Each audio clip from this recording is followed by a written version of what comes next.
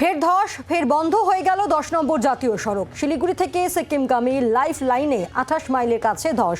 কাজে নতুন করে আবারও জাতীয় সড়কে ধস নামায় বন্ধ কালিম্পং থেকে সিকিম যাতায়াতকারী এই জাতীয় সড়ক। কথা বলবো, নারায়ণ রয়েছেন টেলিফোনের প্রতিনিধি। নারায়ণ, গতকালই জাতীয় সড়ক 10 নম্বর জাতীয় সড়কে যাতায়াত শুরু হয়েছিল, আবারও বন্ধ হয়ে গেল।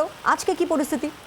একেবারে দেখো, গতকাল পাহাড় কেটে বেশ কিছুদিন ধরে পুনরায় রাস্তা বানিয়ে গতকাল থেকে শুরু হয়েছিল যাতায়াতকারী এই সিকিমের লাইফ লাইন, শিলিগুড়ি থেকে সিকিমগামী লাইফ লাইন জাতীয় সড়ক ধস।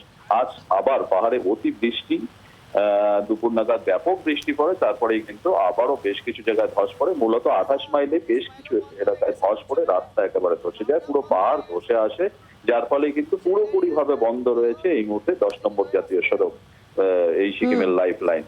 বিকল্প রাস্তা হিসেবে সেই একই রাস্তা, অর্থাৎ সেবকের করোনেশন ব্রিজ দিয়ে টুয়ার্ডস ওয়ে ওই গরুবাথন লাভা লোলেগাল দিয়ে সিকিম, অন্যদিকে কালিম্পং, পাশাপাশি দার্জিলিং এর পাশ দিয়েও একটি রাস্তা রয়েছে, সেখান দিয়েও কালিম্পং যাতায়াত করছে ছোট যানবাহন।